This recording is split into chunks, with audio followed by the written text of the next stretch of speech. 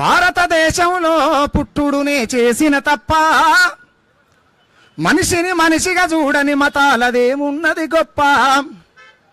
నేను జంతువయ్యి జన్మించిన ఈ దేశంలో చేతులెత్తి జంతువు కాళ్ళు మొక్కేటువంటి సాంప్రదాయంలో మనం బతుకుతున్నాం.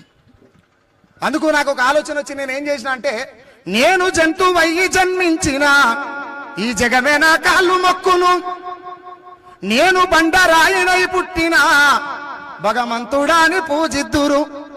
అవునా కదా?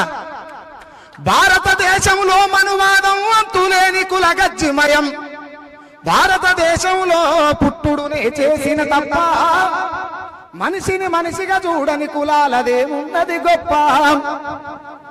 శెదలుకు పుట్టిన పుట్టకు పూజలు, నేల పాలాయ పాలదారలు, శెదలుకు పుట్టిన పుట్టకు పూజలు, నేల పాలాయ పాలదారలు, ఆవు మూత్రమే అమృతం అంటూ ఈ మనుధర్మ శాస్త్రం, ఈ కుల వ్యవస్థ ఏం చెప్తున్నది?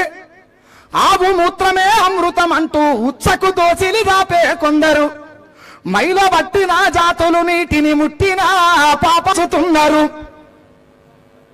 ఇది వాస్తవం అయితే సప్పట్లు కూడా నిమ్మలంగా చుట్టూ. నిజంగా ఒక ఓపెన్ ముచ్చట ఏంటంటే, ఈ కుమ్మెర జాతర చిన్న పాప విషయంలో విశారాధనన్న గనక ముందడుగు వేయకపోయి ఉంటే మానవ సమాజానికి ముచ్చట తెలిసేది కాదు. గట్టిగా సపోర్ట్ కొట్టాలి ఒకసారి.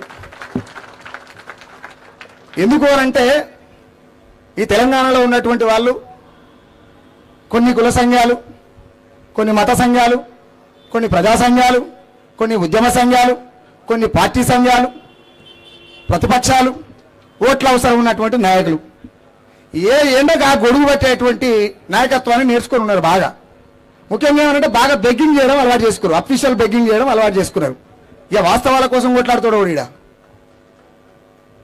ఒక లీడర్ వచ్చినట్టు ఇంకో లీడర్ రాడు, ఆ లీడర్ వచ్చినట్టు ఈ లీడర్ రాడు, ఈ లీడర్ వచ్చినట్టు ఆ లీడర్ రాడు. మరి ఈ లీడర్ ఆ లీడర్ కలిసి ఎవరి కోసం లీడర్ రాదో అది అర్థం కాదు. అయితే ప్రజలు చచ్చిపోతున్నారు నాయన అంటే ఎవడు సపోర్ట్ చేయడు. నేను అందుకని ఏమనంటే, ఈ దొర అహంకారం, రెడ్డి అహంకారం, ఎలమ అహంకారం, ఈ మతంలో ఉన్నటువంటి అహంకారం, కులంలో ఉన్నటువంటి అహంకారం ఈ రోజు పుట్టింది కాదు, ఈ రోజు పోయేది కాదు. ఎందుకు నేను ఈ మాట చెప్తున్నా అంటే, భక్తునికి దేవునికి మధ్యలో అనుసంధానంగా ఉన్నటువంటి ప్రతినిధి ఎవరైతే ఉన్నాడో, ఆ ప్రతినిధి అనేటోడు ఈ దేశంలో ఉన్నటువంటి 145 కోట్ల జనాభాలకు చెప్పవలసినటువంటి మాట ఏందనంటే, ఏ ఏ కులాల వాళ్ళు హిందువులు అవుతారో మమ్మల్ని రాని అనుకుళ్ళకి మేము ఎందుకు వస్తాం రా భయ్? ఏ కులాల హిందువులో చెప్పురి.